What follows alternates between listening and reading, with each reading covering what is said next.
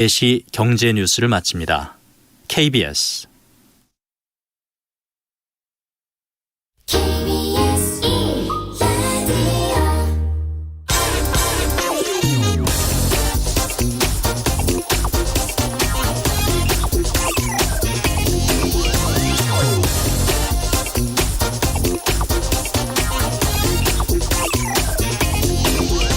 하위 88% 계층에 지급하기로 한 국민지원금에 대해서 지금 항의가 줄을 잇고 있다고 합니다. 건강보험료 기준으로 정하다 보니까 이 자영업자 또 맞벌이 부부들이 지급 대상에서 제외되는 경우가 많다고 합니다. 전세 사는데 왜 내가 상위 12% 부자에 속하냐, 이런 항의도 있다고 합니다. 어제까지 전부 2만 6천여 건의 이의 신청이 접수됐다는데 애초에 예견된 일이었습니다. 홍남기 부총리는 오늘 국회에서 판단이 애매하면 가능한 지급하는 쪽으로 검토하겠다고 말했습니다. 이번 지원금은 복지 정책이 아니라 소상공인 시장에 돈이 돌게끔 만들기 위한 경제 정책입니다. 국민 모두에게 지급하고 대신 연말정산 항목에 포함시켜서 소득에 따라 정산하면 된다는 그런 의견에도 이 기재부는 굳이 국민을 상하류층으로 나눠야 한다고 고집했습니다.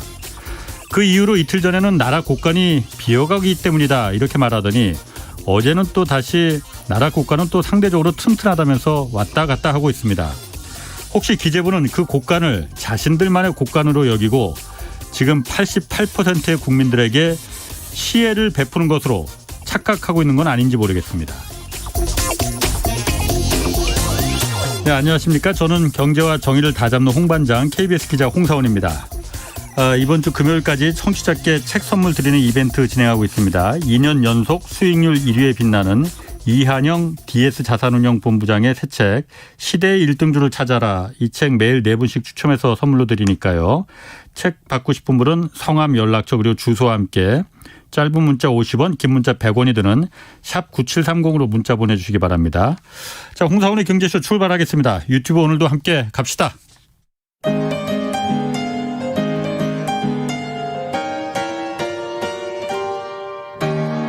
대한민국 최고의 경제 전문가와 함께합니다.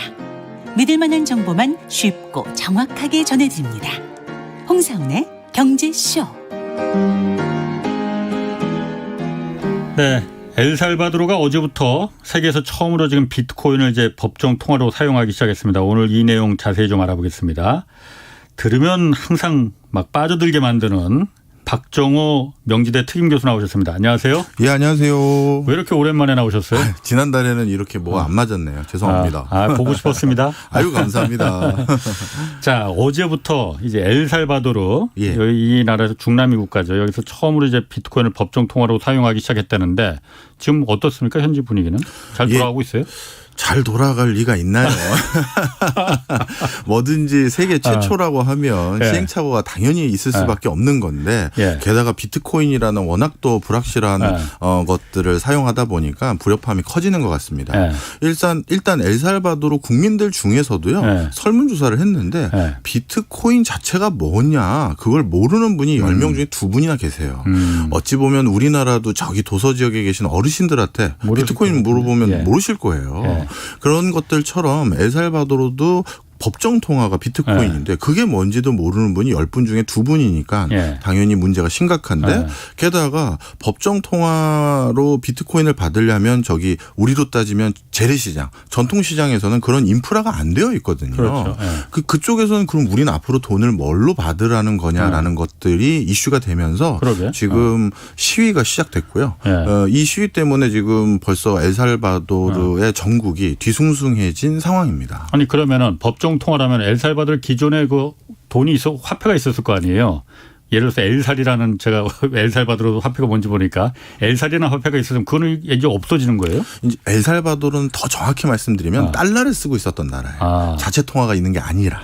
예. 원래 없었구나. 예. 예. 그러다 보니까 이 달러를 가지고 그동안 이런저런 걸 해왔는데 예. 여러 가지 대외적인 금융 제재를 막기 시작하면서 예. 이 달러 수급이 원활하게 안 돌아간 것도 있고요. 예. 그다음에 두 번째는 이 중남미 국가들의 대부분의 경우에는 예. 적어도 우리로 따지면 사촌지간 미만 정도 되는 사람들의 상당수가 미국에서 살고 있는 경우가 많아요. 예. 뭐 불법 체류라든가 합법적인 이민이든 간에. 그래서 거기서 생활하면서 달러를 또 보내주기도 하고 예. 또 여기 있던 사람이 미국에 오면 그쪽 집에 며칠 체류하기도 하고 뭐 이런 경우가 많은데 예. 그런데 이 금융이 막히다 보니까 미국에서 달러를 받아오거나 달러를 보내거나 이런 금융 거래를 할 때 제3세계를 또 한번 통과하고 은행을 2번 거쳐서 가야 되다 보니까 그 과정에서 수수료율이 되게 비싼 거죠. 예. 이번 엘살바도르 대통령도 예. 국민들이 그동안 아니 무슨 송금 한번 하는데 수수료를 몇 %씩 띄냐. 예. 이건 아닌 것 같다라는 목소리가 많은데 예. 비트코인이 바로 그런 불편함을 해결해 줄 수 있다. 이게 자신이 법정 통화로 비트코인을 밀었던 명분 중에 하나입니다. 아니, 송금 수수료 때문에 그럼 비트코인을 법정화폐로 썼다는 거예요? 그게 일단 첫 번째 이유들 중에 하나고요. 네. 그다음 두 번째는 중남미 국가의 특수성을 아셔야 되는데요. 네. 우리가 보기에는 아니 비트코인은 뭐 매 초당 저렇게 환율이 달라지는데 그러니까. 가치가 달라지는데 저렇게 불확실한 걸로 무슨 그 지불을 하고 뭐 거래를 하냐. 이건 우리 생각이고요. 예. 중남미 국가의 일부 국가의 입장에서는 비트코인은 어찌 보면 좀 이게 좀 어폐가 있을 수 있습니다만 어찌 보면 안정한 화폐예요. 이게 좀 설명을 드릴게요. 제가 마지막으로 출장을 갔던 데가 코로나 터지기 전에 작년 2월 달에 베네수엘라를 갔었습니다. 워낙 하이퍼 인플레이션이 일어났던 국가라고 해서 갔거든요. 그때 EBS랑 같이 가셨죠? 네, 맞습니다. 그래서 그 하이퍼 인플레이션 현장을 좀 취재하겠다고 해서 그쪽이랑 같이 갔는데요.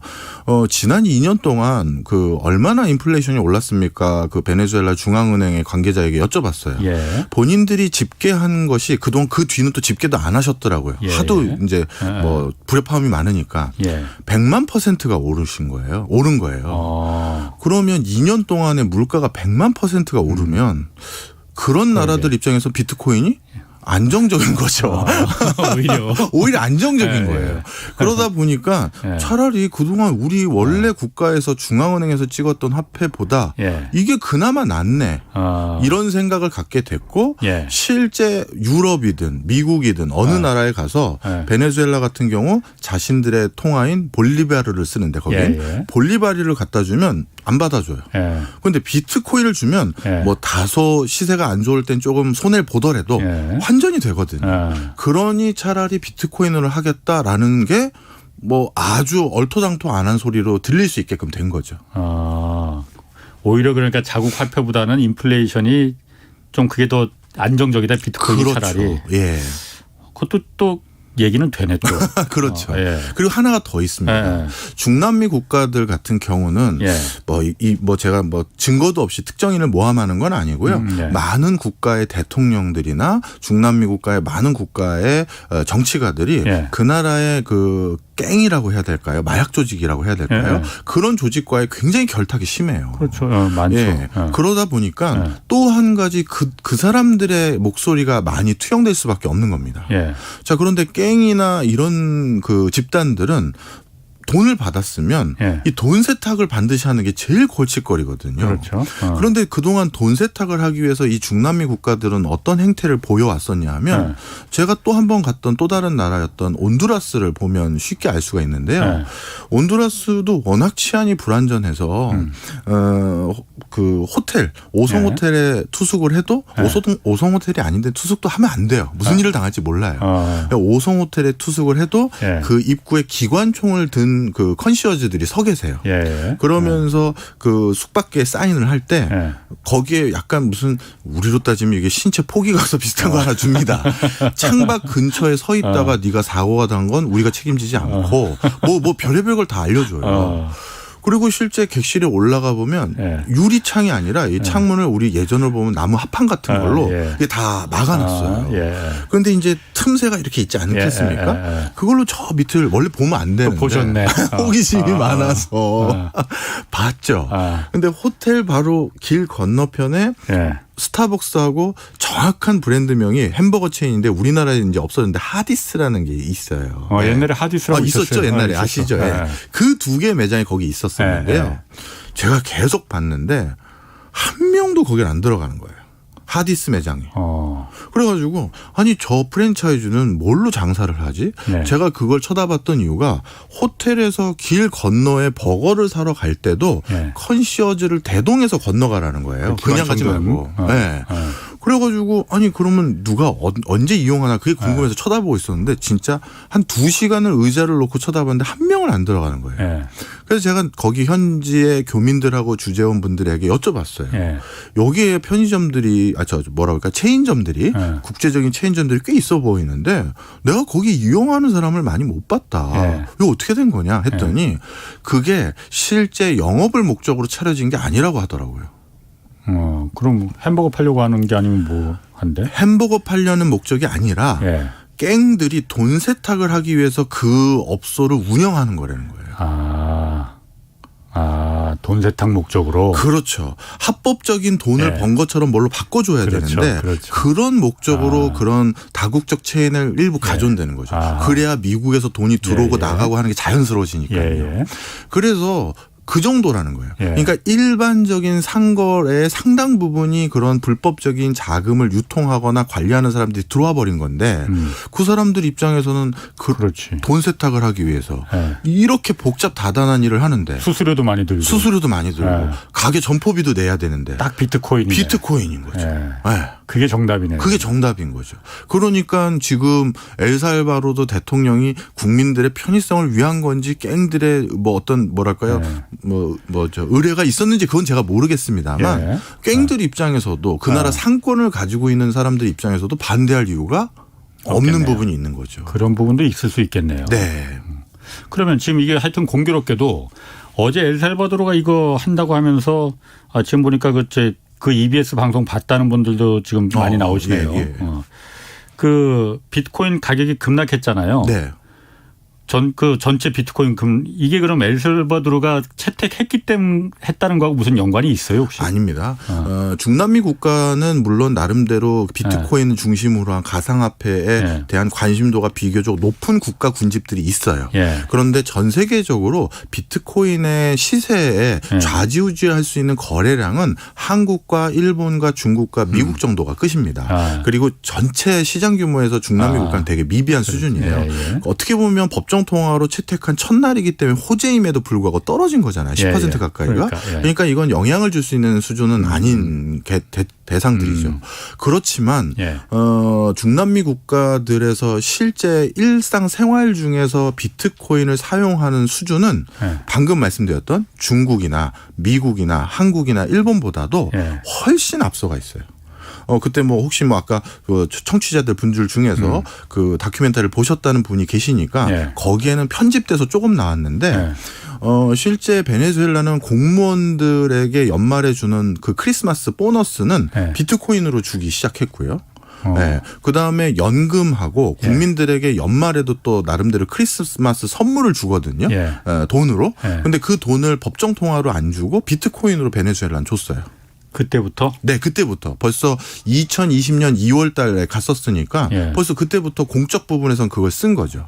근데 왜 베네수엘라가 먼저 그걸 했느냐. 그러게요. 이것도 베네수엘라뿐만 아니라 온두라스도 마찬가지고 지금 엘살바도르도 비슷한 어떤 상황에 놓여 있는데요. 그들 중남미 국가들은 법정 통화를 찍어낼 수 있는 자체적인 조폐공사 기술이 없는 거예요.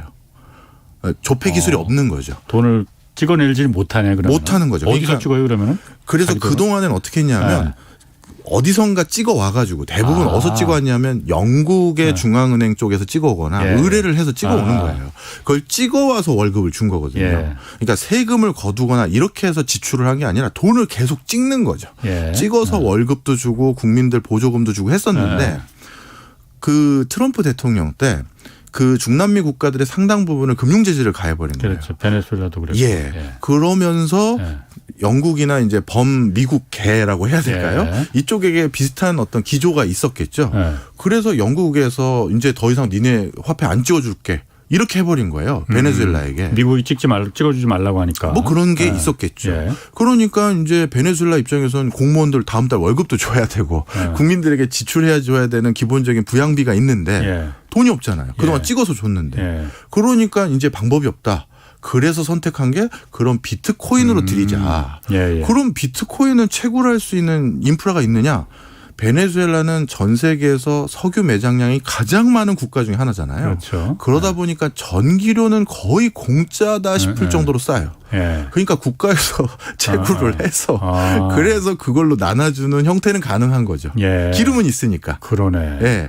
그래서 이런 기조에 있는 상황들이 베네수엘라, 그 베네수엘라가 그렇게 하면서 나름대로 무마가 되니까 예. 옆에 있는 온두라스, 예. 파나마, 멕시코, 그다음에 지금 엘살바도르 예. 이런 국가들이 정도의 차이만 있지 비트코인을 바라보는 시각이 대부분 다 이런 기조예요. 그러니까 어떤 국가적인 그 필요, 정책 이런 것보다도 어쩔 수 없이 그러니까 비트코인으로 예. 갈 수밖에 없는 그런 구조가 됐었네요. 그러면. 그렇죠. 어쩔 수 없는 거죠. 다른 차선책이 뭐가 있는데라고 그쪽의 정책 담당자들끼리 논의를 해본다면 아무도 다른 대안을 못 주는 거죠. 돈을 어디서 찍을 것이며 그것도 본 적이 있어요. 그 방송 같은 데서 못 나간 건데 베네수엘라의 저 지방이 있지 않습니까? 그 지방은 아예 달러도 구할 수가 없는 거예요. 그나마 베네수엘라의 수도인 카라카스 같은 경우는 그나마 달러가 있고 잘 사는 동네는 달러로만 결제를 해요.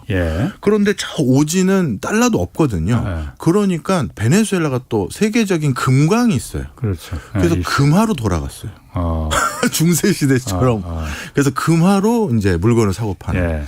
그러니까 대안이 없는 거죠. 그래서 비트코인을 한 거예요.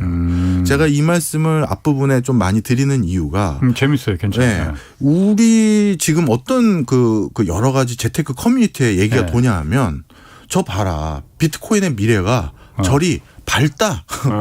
이게 뭐 미래 새로운 화폐다. 이렇게 얘기하시는 분들도 있는데 모르겠습니다. 제가 감히 제 식견으로 미래 화폐가 비트코인이 될지 안 될지 그것까지는 모르겠습니다만 적어도 엘살바도르나 온두라스, 베네수엘라가 비트코인을 법정 통화로 해도 된다라는 확신에 차서 이걸 한 게 아니라는 말씀을 꼭 드리고 싶었어요. 어쩔 수 없이 그걸 선택한 부분이 많은 것이지 그쪽의 학자들이나 정책 이반자들은 미래 화폐가 이거야라고 생각해서 한 거는 절대 아니다. 그럼 박 교수님 입장은 어쨌든 중남미 국가들은 어쩔 수 없이 그러니까 이 택한 거고 이 어쨌든 비트코인, 코인이라는 말이 붙었잖아요.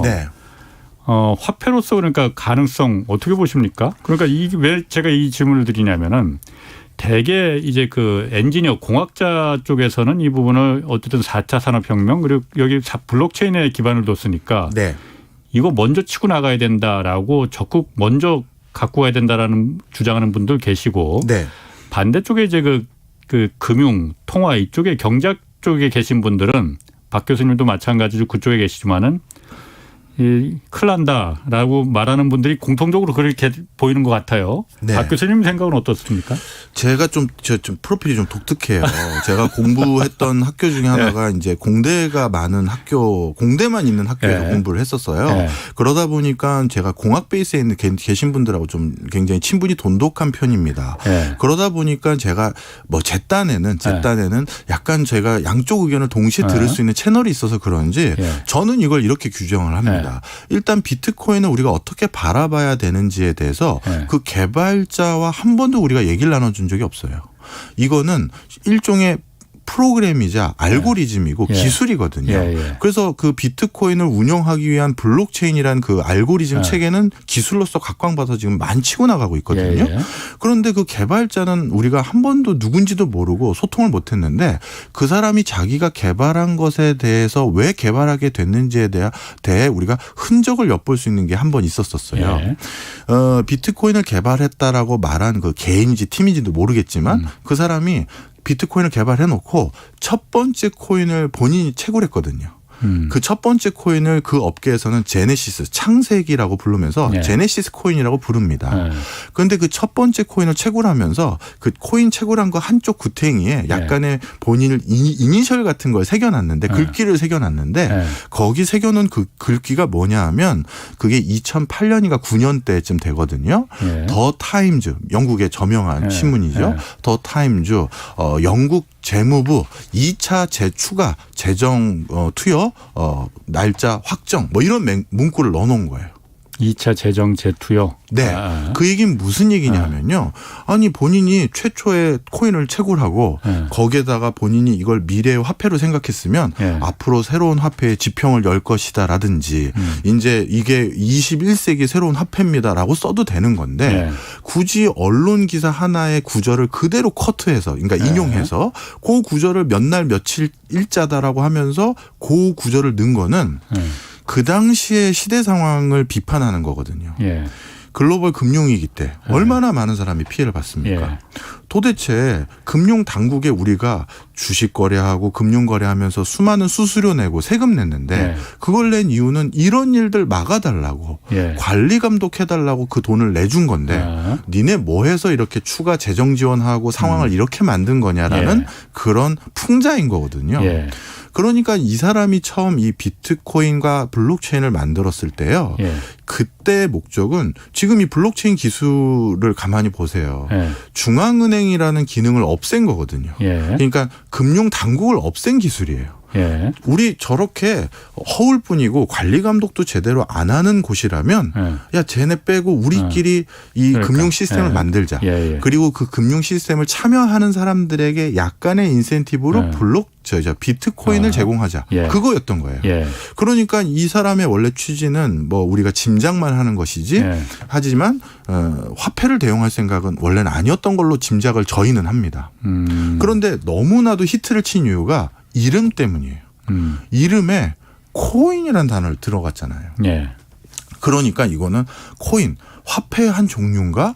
이렇게 생각하기 시작하면서 이런 기술적이고 테크니컬한 거에 관심 없는 일반인들도 이제 관심을 기울이게 되고 보도나 아니면 관련 담론도 이게 21세기 새로운 통하냐 이런 담론으로 흘러갔던 것이고요.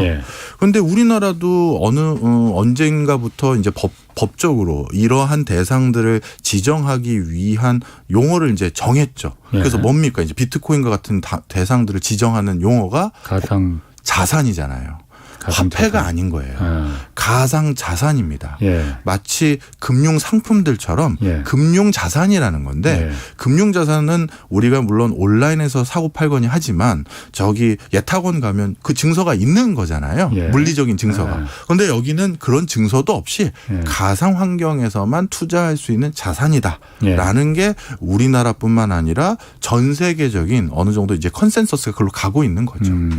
그런데 그 애초에 그 비트코인을 처음 이제 아까 만들었던 그 제네시스 코인이라고 뭐 그 처음 만들었던 그 그룹들이 저도 이제 짧은 지식으로 그 주워 들은 거는 그 당시 이제 금융위 하면서 주로 기축통화 국가들이 달러든 뭐 유로든 막 찍어내니까 그 찍어낸 그 부채가 다 다른 그야말로 신흥국들한테 전이가 돼버려서 거기에 위기로 가니까 이건 정의롭지 못하다 해서 딱 화폐 발행 그 개수를 고정시킨.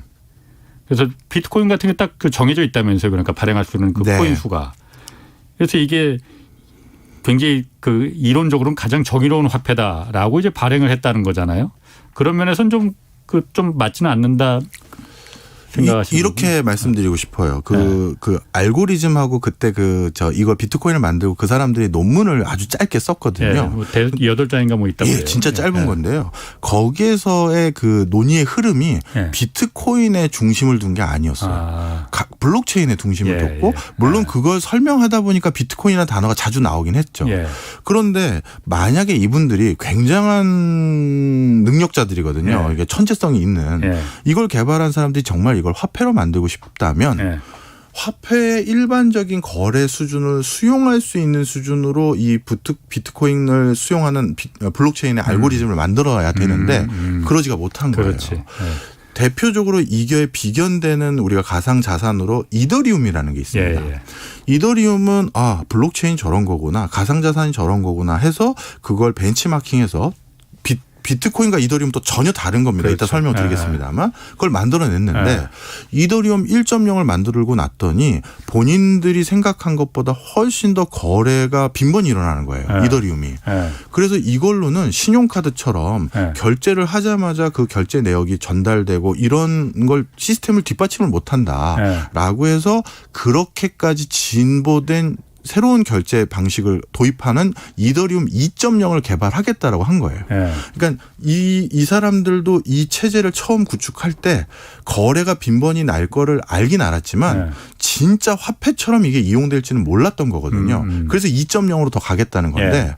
만약에 처음에 비트코인을 개발한 사람들이 진짜 이걸 미래의 달러처럼 사용하길 바랬다면 예. 달러가 1초에 거래되는 양이라는 걸 알고 있는데 예. 그걸 망각하고 이렇게 묵직하게 결제하고 나서 10분이나 20분 뒤에 그 사실이 통보되는 시스템을 만든다? 예. 이거는 좀 앞뒤가 안 생각 안 맞는다는 했다 거죠. 예. 이더리움 같은 경우는 그러면 그 개수나 이런 게 한정된 거 아니에요? 그러면? 이것도 또 말씀을 드릴게요. 사실 이거는 자연 법칙이 아니지 않습니까? 예. 그죠? 예. 그러다 보니까 개발한 사람이 어떤 취지로 만들었느냐에 따라서 그게 다 달라지는 거예요. 예.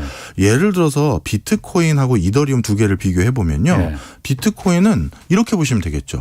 우리 예전에 컴퓨터 운영 프로그램 중에서 나이 드신 분들은 좀 아실 텐데 도스라는 거 우리가 썼던 적 있습니다. 아이고 다 아주 나이 적은 사람도 알 그런가요? MS 도스. 예, 맞아요. 예. 도스 1.0을 쓰고 있는 거예요. 예. 그런데 이런 시스템은 자꾸 엔지니어가 예. 처음에 생각하지 못했던 에러라든가 예상치 못했던 방향이 있으면 자꾸 예. 보완을 하는 거잖아요. 예. 그래서 도스 같은 경우도 도스 1.0, 2.0 했다가 윈도우로 바뀌고 지금 뭐 윈도우 XP 갔다가 또 여기까지 온 거지 않습니까? 예. 이더리움은 지금 그렇게 돼가고 있는 거예요. 이더리움 1.0을 해놓고 써봤더니 이런 상황이네. 2.0 하고 예. 또 3.0 나오겠죠. 그러니까 그쪽은 그렇게 해가면서 예. 처음에는 뭐 본인들이 화폐량을 언제까지만 발행하겠다라고 했다가 예. 나중에 또 바꿀 수도 있는 거예요. 예. 이건 자연 법칙이 아니니까요. 예. 엔지니어들의 판단에 의거해서 그거를 운용하는 기획자들에 의거해서 바뀔 수가 있는 건데 예. 비트코인은 그렇지가 않아요. 예. 제가 그래서 비트코인을 어떻게 바라봐야 될지 참 이제 더 어려워진 게 그 예. 개발자가 비트코인 1.0을 만들어 놓고 제가 생각한 것과 달리 이렇게 될 줄 몰랐습니다. 예. 그래서 저는 비트코인 2.0을 만들겠습니다라고 하면 저 사람이 이 시스템과 이 체계로 어디로 가고자 하는구나라는 걸 알 수가 있는데 예. 이건 도스 1.0 만들어 놓고 사라진 꼴밖에 안 되니 예. 그거를 가지고 뭐 중남미는 자기네들 상황 때문에 그건 우린 그렇게 쓰겠다라고 가는 거고 예. 우리 한국은 이거는 그냥 독특한 금융 투자의 대상인 금융 자산입니다. 예. 이렇게 우리는 수용한 거고 예. 이렇게 가는 거죠. 네. 그렇군요. 그 가상 비트코인 뭐 이더리움 이 얘기는 좀 뒷부분에서 좀 네. 다시 한번 좀 얘기를 하고 지금 사실 그 비트코인 외에 디지털 화폐 네. CBDC라고 하잖아요. 네. 전 세계적으로 이거는 그러니까 가상 화폐하고는 다른 거죠. 그러니까. 전혀 다른 전혀 겁니다. 다른 거죠. 예. 뭐 아시는 분도 많이 있으실 것 같은데 어떻게 다른지하고 지금 그게 세계 각국 우리나라도 지금 도입한다고 해요. 네. 왜 도입하려고 하는지 먼저 그러니까 이게 어떻게 다른 건지 네. 간단하게. 설명을 좀 드리겠습니다. CBDC라는 거는 아까 비트코인과 달리요. 예. 일단 그 CBDC는 발행 주체가 중앙은행이었을 때 중앙은행의 디지털 화폐다라고 해서 예. CB, 센트럴 뱅크 예. 디지털 커런시 예. 해서 CBDC라고 부릅니다. 예. 그래서 모든 중앙은행이 일단 발행하는 물리적인 실체가 없는 어떤 화폐들은 예. 우리가 CBDC라고 불러요. 그런데 그 CBDC를 운영하는 방식에 있어서 예. 어떤 중앙은행은 우린 블록체인 기반으로 하겠다라는 데도 있고 예. 우리는 그게 아니라 다른 방식으로 해보겠다라고 주장하는 곳들도 있고 그렇게 지금 시스템을 만들어가는 곳들도 있어요. 예. 그러니까 CBDC는 중앙은행에서 또 블록체인을 반드시 결부시켜서 하는 거 그런 것도 아니고요. 예. 자 그러면 많은 중앙은행들이 예. 왜 CBDC에 또 관심을 갖기 시작했느냐. 예. 이게 또 나라마다 그 사유가 전혀 다릅니다. 아하. 이것도 중남미 국가들부터 말씀을 좀 드릴게요. 예. 사실 CBDC 중앙은행에서 발행하는 디지털 화폐에 가장 관심이 많은 또 나라들이 이거는 중남미 국가가 아니라 남미 국가들이었어요. 예. 파라과이라든가 우루과이라든가 이런 국가들이 관심이 많았는데 그들 국가들이 관심이 많았던 이유는 이 학문적으로는 이걸 번역을 하면 금융포옹이라고 하거든요. 포옹. 예, 금융이 차상위 소득계층에게 서비스를 제공해주기 위한 다양한 노력들. 그래서 그분들을 조금 소득 수준이 올라갈 수 있도록 만드는 징검다리 역할을 해주게 하려는 게 금융포옹이라고 우리가 크게 부르는데 이게 왜 이게 관심을 갖게 됐냐면 파라과이나 우루과이 같은 곳이나 이런 뭐 칠레나 이런 곳들 같은 경우는 저기 우리 도농 지역, 낙후된 지역 같은 경우는 금융 시스템이 없는 거예요. 그러니까 태어나서 단 한 번도 통장을 개설해보지 않은 사람들이 반 이상인 거죠. 예. 그럼 그분들은 왜 금융 시스템을 통장 하나를 못 개설했느냐? 은행들이 거기에 지점을 안 그렇지. 놓는 거죠. 예. 뻔한 거죠. 예. 이익이 없으니까요. 그래서 그러면 저 사람들에게 중앙 정부 입장에서는 세금도 걷어야 되고 예. 또 저 사람들이 상거래 활동하는 것도 잘 들여다볼 수 있으려면 예. 뭐 하다못해 통장이라는 게 매개 수단이잖아요. 예. 그런데 그런 걸 시중은행에게 은행 지점 연락하니까 그건 안 되고 안 하고 예. 그러면 누군가가 그걸 그 물리적인 베이스로 그런 걸 하려고 하니까 너무 힘든 거예요. 예. 그런데 지금 아무리 오지에 살아도 그 통장은 없는 사람도 뭐는 있다? 스마트폰은 다 있는 거예요. 그러니 예. 우리가 금융 시스템이라는 거, 화폐라는 걸 예. 금고에서 인출하고 예. 이런 시스템을 갈 게 아니라 예. 아예 우리가 그냥 거듭나 주자. 예. 그래서 스마트폰을 통해서 여러 가지 금융 시스템을 제공해 주기 위해서는 예. 어쩔 수 없이 종이화폐는 의미가 없겠네. 예. 그러면 중앙은행에서 CBDC라는 형태로 그분들에게 화폐를 쓸 수 있는 환경을 만들어 주자. 예. 여기에 이제 간 거죠. 그러니까 그쪽은 뭐 블록체인이라는 게 대두되기 시작하면서 그게 중앙은행의 권한을 일부 훼손할까 봐 우려해서 중앙은행 뱅커들을 만났을 때 그런 걱정하는 사람 아무도 없습니다. 예. 그냥 이거는 모티브가 된 거예요. 저렇게 할 수도 있겠구나. 그렇다면 우리가 저 낙후된 지역의 금융 서비스를 디지털로 좀 해주자. 그리고 그 사람들이 돈도 모으고 이자도 불리고 할 수 있게끔 해주자. 사금융 이용하지 않고 그쪽은 그렇게 된 거예요. 이제 포용적이네. 네. 예. 네, 그건 그런 거죠. 예. 선의의 목적이 예. 있었던 거예요. 그리고 아프리카의 세네갈이나 일부 지역도 그런 식으로 예. CBDC에 관심이 있습니다. 그런데 이제 중국 같은 경우 조금 달라요. 중국 같은 경우는 모든 정책이라는 게 한 가지 이유만으로 정책이 도입되지는 않습니다. 예. 한 두어 가지 이유가 크게 보여지는데요. 첫 번째는 미중 간의 무역 갈등이에요. 예. 좀 전에 중남미 국가들이 그 비트코인으로 법정 화폐가 흘러가게 되는 가장 큰 촉매제 역할을 했던 게 미국의 금융 제재라고 말씀드렸잖아요. 예. 전 세계 금융의 결제 수단은 달러거든요. 예. 그 달러의 그 파이프라인을 걸어 잠그고 안 받아주고 받아줄지를 결정하는 건 예. 역시 미국이거든요. 예. 그런 과정에서 미국과 중국이 통상이니 국방이니 다른 많은 분야에서 분쟁이 일어나다가 갑자기 금융 관련해서 제재를 해버린다? 예. 야, 이건 손발을 완전히 묶어놓는 거예요. 예. 미국이 어떤 나라와 전쟁을 하지 않을 때 그 나라를 가장 괴롭히는 수단으로 하는 게 첫 번째가 금융 제재잖아요. 맞습니다. 예. 그러다 보니까 이거 이대로 있다가는 뭘 해도 우리가 항상 뒤가 뭐라고 할까요? 이거 캥기는 거예요. 예. 그러니 다른 전 세계에 결제를 할 수 있는 다른 파이프라인 하나 또 뚫어놓자. 예. 그런데 요즘은 전 세계가 오프라인 베이스로 상거래가 일어나는 것보다 온라인을 베이스로 상거래가 일어나는 게 더 많아졌거든요. 예. 그렇다면 이제 새로운 파이프라인을 예. 한동안 위안화를 기축통화로 만들어 보려고 별의별 일 다 했었는데 안 됐거든요. 예. 영국에서 처음으로 석유를 살 수 있는 전 세계 유일한 화폐는 달러예요. 예. 석유는 달러로만 받아요. 그렇죠. 영국에서 처음으로 위안화로 석유 거래했다가 예. 영국의 그 석유 거래를 위안화로 했던 금융회사가 진짜 미국에 된통 한번 당했습니다. 진짜 된통 당했어요. 예. 그리고 나서 미국은 어쨌든 간에 네. 달러 패권을 위협하는 거는 절대로 용납하지 않습니다. 절대 용납하지 군사력을 써서라도 그럼요. 용납하지 않습니다. 맞아요. 그러다 보니까 예. 어떻게 했느냐. 저건 안 되겠다. 위안화는 접자. 그러면 이제 디지털로. 예. 이쪽 세상은 미국도 감히 통제하지 못하는 아주 묘한 신경망이 다 연결돼 있잖아요. 예. 그러면 중국 내부에서 먼저 이거를 의미 있는 가상화폐로 사용할 수 있게끔 하고 예. 그러면서 야 중국이라는 큰 시장에서 우리가 뭔가 물건을 팔 때는 그 가상화폐로 일부 돈을 받을 수밖에 없는 많은 전 세계 바이어들 예. 판매상들을 만들어 놓으면 자연스럽게 그 디지털 화폐를 바탕으로 한 새로운 전 세계 그 뭐랄까 돈을 결제하는 파이프라인이 만들어질 수 있지 않겠느냐라는 생각도 분명히 있어요. 잠깐만요. 거기서 그러면은 네. 제가 그 부분은 이해가 가겠어요. 지금 뭐든지 국제 간의 교역을 하려면은 일단 내가 물건을 파든 살든 달러 중간에 달러로 한번 거쳐서 그렇죠. 이렇게 그 해당 국가의 물건을 그 통화를 바꿔야 되니까 디지털 화폐로 되면은 중간에 그 달러로 바꿀 필요가 없어지는 거예요. 이럴 수도 있죠. 예를 들어서 제가 예. 중국에서 위안화로다가 예.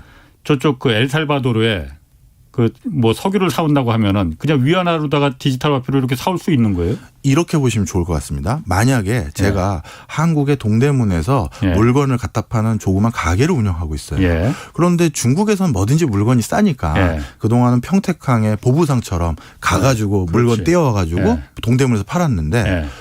이제 바꿀 수가 있는 거죠. 알리바바에 들어갔어요. 예. 알리바바에 들어갈 때 처음에는 원화로 그 중국의 CBDC로 코인으로 바꿔놨겠죠. 예. 그게 알리바바의 제 지갑에는 들어가 있겠죠. 예. 아니면 알리바바에 제가 소상공인으로서 물건을 팔 수도 있어요. 예. 그러면 거기에 그 중국인들이 결제한 그 돈은 중국 CBDC로 거기 알리바바의 제 지갑에 있겠죠. 그러면 저는 그동안에는 예. 중국에서 물건 띄워올 때는 원화를 위안화로 바꾸거나 뭐 달러를 위안화로 바꾸고 이런 절차들이 있었는데 이제는 그럴 필요가 없죠. 어차피 그 평택항에서 배 타고 중국 어딘가 재래시장 가서 물건 띄워오느니 예. 알리바바에서 예. 물건을 사서 예. 한국에 배송해 주세요 해도 되는 건데 예. 마치 아마존에서 물건 사오는 것처럼 예. 그때는 여기서 달러가 왜 들어가죠? 이미 내가 거기에서 뭔가 내 알리바바 지갑엔 중국의 CBDC로 뭐 우리 옛날 도토리 생각하면 되죠. 예. 내가 거기서 뭐 팔아가지고 도토리가 한 10개 있어요. 예. 그런데 그 10개를 거기 그 10개를 활용해서 바로 물건을 사도 되는데 예. 뭐하러 달러를 또 한번 환전을 합니까? 그러니까 그런 알리바바 같은 이런 개인 대 개인의 예를 들어서 해외 직구 같은 경우에는 뭐 굳이 저도 지금 뭐 그 중국에서 그 뭐 알리바바 같은 데 들어가서 뭘 살 때 굳이 달러로 바꾸지 않잖아요. 개인들은. 근데 어떤 기업 간에 어떤 무역을 하거나 그럴 때는 중간에 국제결제은행이라는 데서 이렇게 거치잖아요. 맞습니다. 예. 그 CBDC로 하면은 그럼 얘가 원화에 디지털 그 원화를 갖고 있다 하면은 국제 간의 결제를 중간에 제가 물어보는 건 궁금한 거 그거거든요. 국제 결제 이 망을 거치지 않고 바로 들어갈 수 있는 거냐 이거죠. 그러니까 이걸 이제 선택권을 준 거랑 똑같아요. 예. 누군가는 진짜 달러로 환전을 해야 될 수가 있을 거예요. 예. 그러면 중국이 지금 하는 것처럼 디지털 위안화랑 그냥 진짜 위안화의 환율이 고정돼 있기 때문에 예. 그걸 종이 위안화로 바꾸고 예. 그리고 나서 달러로 얼마 그 당시 환율 시세에 따라서 예. 바꿀 수도 있겠죠. 예. 그런데 기업들 중에서는 예. 굳이 그걸 계속 달러로 바꾸지 않아도 되는 사람들이 있거든요. 그렇지. 지속적인 그렇죠. 상거래를 하니까요. 예, 예. 그렇다면 굳이 달러로 하지 말고 야 그 상태로 두고 있어 이래도 예. 되거든요. 그럴 때는 이게 달러를 중심으로 한 미국의 그 국제 결제 은행의 망에 예. 안 들어가게 되는 거잖아요. 예, 예. 그러니까 상거래라는 건 지속하는 거잖아요. 예, 예. 그러니 번거롭게 그런 게 아니라 상시 쓰는 돈은 이제 CBDC 형태로 운용이 될 수 있는 여지가 더 생기는 거죠. 예. 예.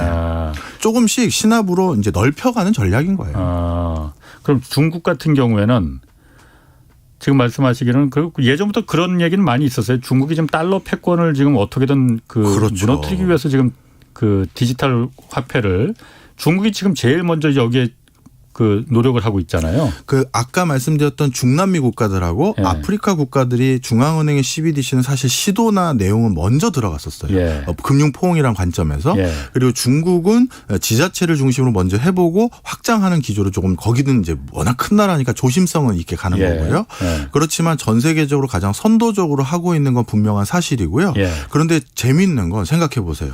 중국 정부 당국자 입장에서 정부의 이제 금융 당국자가 우리는 달러의 금융 패권에 도전하기 위해 이걸 만든다. 이렇게 못 말하죠.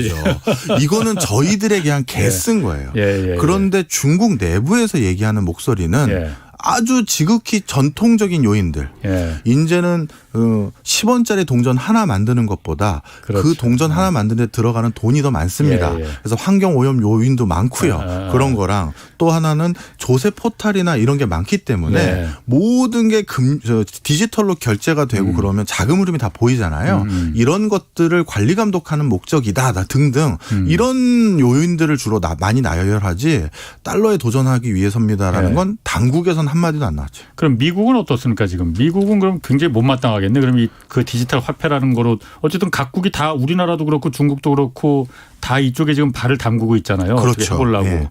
미국은 굉장히 못마땅할 것 같은데. 처음에 이제 미국이 이제 3, 4년 전부터 지금까지 미국 정부의 그 어떤 입장이 조금씩 바뀌었습니다. 예.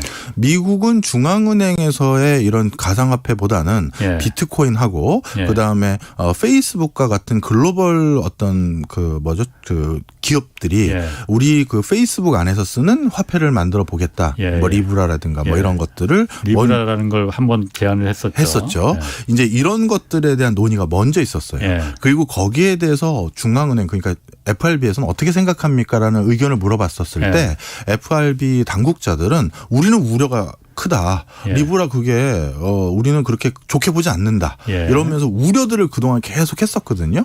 그런데 슬슬 논조가 어떻게 됐냐면 이게 못 본 척하기도 그렇고 그렇다고 누르기만 할 수도 있는 것도 아닌 것 같다라는 인식들을 예. 하면서 거기도 내부에서 만약에 새로운 세상이 열린다면 어떻게 준비해야 되는지에 대한 연구, 예. 그러니까 리서치를 계속하고 있는 상황이에요. 예. 그러면서 조심스럽게 왜냐하면 자신들의 패권인데 예. 이걸 굳이 룰을 바꿀 필요가 없잖아요. 예. 그러니까 그쪽은 가장 조심스러운 행보고요. 예. 우리나라 한국은행 같은 경우는 이게 또 3, 4년 사이에 입장이 많이 바뀌었는데 예. 처음에 제가 그 한국은행 관계자들에게 여쭤봤을 때는 전혀 우리는 예. 종이 화폐 말고는 생각이 없다라는 기조였다가 예. 그 몇 개월 지난 뒤에는 다시 연구는 하고 있다로 예. 바뀌었어요. 예. 그러다가 2020년 2월 달쯤 한국은행 8층인지 9층인지 거길 가보고 제가 깜짝 놀랐던 게 이 팀이 이제 생겼더라고요. 그런데 한국은행과 같은 중앙은행에선 부서를 개편할 때는 사규나 이런 걸 다 바꿔야 되지 않습니까? 예, 예. 이거는 굉장히 완전 논의가 달라진 거예요. 예. 단순히 연구만 하고 있다라는 것과 예. 부서가 두 개가 생겼었는데 그 당시에는 예. 하나는 제도를 연구하는 부서였어요. 예. 종이화폐도 있고 디지털 원화도 있는데 예. 그럼 이 두 개는 어떤 관계인지 그리고 시중은행에서는 계속 종이화폐만 받게 하고 예. 디지털 화폐는 기업들 거래 큰 돈들 왔다 갔다 하는 데 있지 않습니까? 그런 데만 하게 할지 예. 뭐 이런 것들이 어떻게 될지 저 제도 연구하는 데가 하나 있고 예. 그리고 그 제도를 그 기술적으로 ICT 기반으로 뒷받침하는 시스템을 좀 고민하는 예. 엔지니어 파트 두 개가 굉장히 큰 층의 한쪽 을 다 차지하고 있더라고요. 완전히 이제 분위기가 몇 개월 단위로 바뀌어가고 있는 거죠. 예. 그래서 만약에 전 세계적으로 이 CBDC에 대한 흐름이 크게 변곡점이 생긴다면 우리 한은도 여기에서 바로 준비가 돼 있다. 우리도 충분히 숙고를 했다라는 어떤 결과물을 내놓을 수 있을 수준으로 내부에서는 논의가 활발하게 진행되고 있는 상황입니다. 한국은행도 지금 지난달에 그 모의 시험도 한번 예. 했잖아요. 네. 그리고 지금 그 헤이든 님이 유튜브에서 제가 지금 하도 말을 재밌게 하시니까 막 빠져들어가고 네. 깜빡했는데 네. 두 번째 이유 말한다고 하면서 말씀 안 해주셨다고 해요. 어떤 걸 두 번째죠? 저도. 아까 그러니까 이 디지털 화폐, 디지털 통화 도입하는 중국에? 예, 중국에. 예. 혹시 돈의 흐름 감시하는 목적이 아니겠느냐라고. 제가 두 번째로 찝진 않았는데 아까 그래서 중국에서는 그 아까 자금의 흐름 조세 네. 포탈 같은 거를 포착하기 위한 목적이라고 살짝 말씀드렸던 게 두 번째 이유고요. 그러니까 지금도 중국에 우리가 알고 있는 슈퍼스타들 연예인들이 갑자기 해외에 거의 망명 아닌 망명으로 이주해 있거나 아니면 이중 국적 등의 이유로 지금 큰 어떤 봉변을 당할 것 같으니까 다 외국으로 나간 사람들이 많거든요. 예. 뭐 유혁빈이 이연걸이니 뭐 이런 사람들이요. 예. 이런 사람들이 그렇게 된 이유들 중에 하나는 물론 발언 내용이 좀 반중적인 게 있었던 사람도 있지만 예. 세금 문제예요. 예. 그래서 중국은 지금 빈부격차를 완화하겠다라는 목소리를 한참 높이고 있는데 그런 방법에 전통적으로 하는 게 왜 내야 될 세금도 제대로 안 냈느냐가 당연한 거 아니겠습니까? 예. 그런데 그런 세금을 잘 확인하는 방법은 예. 모든 결제가 금융으로 이루어지면 아주 쉽게 확인할 수가 있죠. 이 디지털 통화로 되면 탈세가 왜 힘들어지는 거죠? 예를 들어서 우리 홍사훈 그 기자님이 저한테 물건을 샀는데 현금으로 냈어요. 예. 그럼 제가 그 현금은 벌었는데 국세청이 안 하면 되는 그렇죠. 그런데 제 계좌로 입금을 하셨어요. 예. 그러면 그거는 중앙은행이나 금융당국이 다 아는 거잖아요. 다 꼬리표가 붙어서 신고가 그렇죠. 자동으로 된다 이거죠. 자동으로 되는 거죠. 네. 그러니까 아예 원천적으로 탈세가 불가능하네 그러면. 원천적으로 불가능한 거예요. 원천적으로 불가능하다. 그럼 국가가 좋아하겠네요. 만약에 종이화폐가 사라지고 예. 모든 금융거래를 바탕으로 전자거래를 바탕으로 대금 결제가 이루어지면 많은 국가들은 행정적인 소요 비용은 크게 줄게 되죠. 문제점은 없습니까? 그러면 예를 들어서 발생할 수 있는 문제점. 지금 그거에 대해서 많은 연구가 또 있어요. 예를 들어서 정말 모든 결제를 다 이렇게 금융 시스템 상황에서 포옹할 수 있는 거냐. 예. 진짜 예. 그러지 못하는 이게 뭐랄까요 사각지대들이 있거든요. 그리고 예. 그럴 수밖에 없는 영역도 있을 거가 있지 않겠느냐라는 예. 거예요. 예. 그래서 그런 부분에 대한 우려들이 있고요. 예. 그런데 아니다 무슨 소리냐 그것도 결국 다 저 스마트폰으로 예. 단말기 결제 기능 해버리면 다 되는 거지. 예. 다 이게 세금 안 내기 위한 꼼수인 거지 원천적으로는 그런 건 없다 이런 예. 주장도 있고 예. 아니다 그런 여지가 분명히 있을 수 있는 경제 부분이 있다. 그런 것도 어떻게 할 거냐. 그리고 특히 그런 부분이 기술적인 파트가 아니라 개인들의 인지력 나이가 많이 드신 분은 아무리 앱 사용 설명을 해 주셔도 모르거든요. 그렇죠. 네. 그러면 그런 분들 재래시장에서 진짜 나물 몇 개 놓고 판매하시는 분들에게 네. 앞으로 스마트폰으로 이렇게 돈 받고 돈 앞으로 물건 살 때는 또 이걸로 이렇게 결제하고 절대 못한다라는 그런 얘기도 있는 거죠. 네. 지금 제가 지난번에 한번 어떤 패널이 나오셔서 중국이 지금 1대1로라고 해서 지금 그 해상 실크로드, 육상 실크로드에서 이제 개발도상국들을 가면서 계속 많이 지원을 해주잖아요. 네. 인프라도 건설해주고 거기 이제 중국에 어쨌든 영향을 미치기 위해서 그러면서 이제 그 위안화로 결제할 수 있는 그 디지털 이 결제 시스템 네. 이걸 계속 노력을 한다고 그러더라고요. 맞습니다. 그러면은 자연스럽게 그 실흥국들은 그 1대1로 성인에 있는 그 개발도상국들은 전부 다 굳이 뭐 달러 없어도 맞습니다. 위안화로 그냥 바로 디지털로 다 그냥 왔다 갔다 하는 거니까. 지금 사실 중국의 1대1로 사업의 목적 중에 하나가 그겁니다. 좀 예. 설명을 드리면 캄보디아의 SOC 사업들, 캄보디아도 예. 워낙 낙후되어 있고 예. 만약에 남중국해와 말라카 해협을 막아버리면 예. 중국은 저 중동에서 원유라든가 아니면 아프리카나 유럽에서 수출입을 하는 그 해로가 막혀버리거든요. 예. 그래서 중국이 원하는 건 바로 인도차이나 반도에 있는 동남아 국가들을 통해서 인도양으로 빠질 수 있는 그 통로가 하나 필요한 거예요. 예. 그러면 저 남중국해와 말라카 해협을 지날 필요가 없잖아요. 예. 싱가포르 앞바다를. 그렇지. 그런 걸 하기 위해서 캄보디아, 미얀마의 대규모 SOC 사업을 하는데 예. 그 SOC 사업을 할 때 대금 결제를 철저히 위안화로 하고 있는 게 있고요. 예. 그리고 또 한 가지는 그 SOC 사업에 참여하는 중국 근로자들이 거기 가서 일하고 있을 거 아니겠습니까? 그 근로자들에게 지금 잠정적으로 뭐랄까요 하고 있는 요구 사항이 예. 입장이 예. 돌아오지 말라는 거예요. 지금 캄보디아에는 공사 현장에 5만 명에서 15만 명이 계절적으로 왔다 갔다 하면서 근무를 하고 있거든요. 예. 그 15만 명한테 공사 끝나면 돌아오지 말고 예. 거기서 살라는 거예요. 그 이유는 중국 색이라고 해야 될까요? 중국 영향력을 점점 넓히는 거죠. 예. 그리고 반대쪽으로는 또 어디가 있냐면 우리 극동 지역 있지 않습니까? 예. 우리 예전 말로 하면 연해주, 블라디보스톡이 있는 그쪽 지역이요. 예. 이쪽 지역이 지금 어떤 상황이냐면 푸틴 대통령이 이쪽 지역에 지금 굉장히 촉각을 곤두세우고 있으세요. 예. 왜냐하면 이쪽 지역은 시베리아 허벌판이다 보니까 예. 가다 보면 벌써 중국 땅에서 러시아 땅으로 넘어간 거지 무슨 철조망이 있고 그런 게 아니거든요. 예. 그런데 그쪽 지역은 모스크바라는 러시아의 중앙에서는 가장 멀리 있는 곳이고 하지만 북경에서는 멀지가 않아요. 그렇죠. 그러다 보니까 분명 영토는 러시아인데도 벌써 그쪽 상권은 중국이 다 잡아버린 거예요. 예. 그래서 상거래를 할 때 중국말을 쓰고 대금 결제도 위안화를 쓰지 러시아 화폐를 쓰지 않는 데가 너무 많은 거예요. 예. 그런 그게 바로 중국이 원하는 모습들 중에 하나인 거죠. 1대1로 사업이든 아니면 주변 국가들에게 경제력을 활용하면서 위안화의 위상이 그 나라에 가서도 위안화로 바로 쓸 수 있게끔 하는 거. 이런 것들이 역시 똑같아요.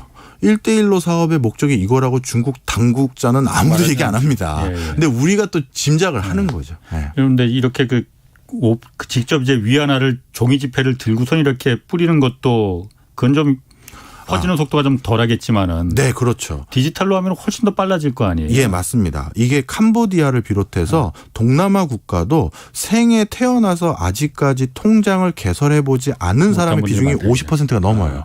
그럼 그런 사람들에게 종이돈을 주는 거는 나름대로 이제 복잡 다단해요. 예. 우리 캄보디아 화폐도 아니고 위안화를 납으로 어떻게 하라는 거냐 이렇게 되잖아요. 예. 그런데 그분들도 역시 손에는 스마트폰 같은 건 있거든요. 그러니까 바로 쏴주는 거죠. 아까 잠깐 말했듯이 그러니까 미국이 어쨌든 미국의 가장 핵심 패권은 달러인데 네. 달러의 어쨌든 디지털 통화가 전 세계 이렇게 많이 퍼지기 시작하면은 달러의 그 영향이 자꾸 줄어들 수밖에 없는데 더군다나 그 틈새를 중국의 위안화가 이렇게 자꾸 파고들면은 네. 어쨌든 달러 패권을 침해하는 데는 전쟁이 있었지 않습니까? 네. 이라크가 그랬었고 그런 의문은 안 해도 되는 거예요. 이제 뭐 전쟁이라고 해야 될까요? 뭐 여러 가지 좀 예. 판이 조금씩 또 형성이 되죠. 예. 미국은 여러 가지 이유로 중동 지역에서 발을 빼기 시작했고요. 예. 그런 과정에서 중동 지역에서는 중국이 손을 더 뻗고 있고 예. 그럼 그쪽 지역에서 많은 경제적인 지불 수단은 과거의 달러의 위상의 일부분은 위안화가 차지할 수도 있겠죠. 예. 예, 그러면서 이제 여러 가지 화폐들이 이제 달러냐 위안화냐 이런 게 아니라 예. 저쪽은 유로, 이쪽은 위안화, 이쪽은 또 달러 이런 식으로 여러 화폐들의 그 군웅할거가 일어날 것 같고요. 오늘 자칫 잘못하면 결론을 못 낼 것 같은데 결론 한마디 지금 말씀드리면 내세요. 내셔야 아닙니다. 돼요. 자, 비트코인, 예. 그 중국의 디지털 위안, 예. 그 다음에 뭐 우리 중앙은행이 발행하는 화폐들, 예. 이거를 상호 비교하는 게 아니다. 예. 다 처음 만들어진 목적이 다 다른 거다. 이게 제일 중요한 겁니다. 네. 목적이 다 다른 거다. 네. 그거 듣고 싶은데 시간이 없네. 다음번에 또 다음에 하죠. 한번 네. 하겠습니다. 자, 박정호 명지대 특임교수 함께했습니다. 고맙습니다. 감사합니다. 자, 지금까지 경제와 정의를 다잡는 홍반장 홍사원의 경제쇼였습니다.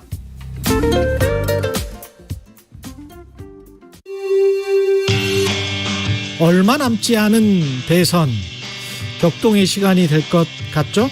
정치가 스트레스가 아닌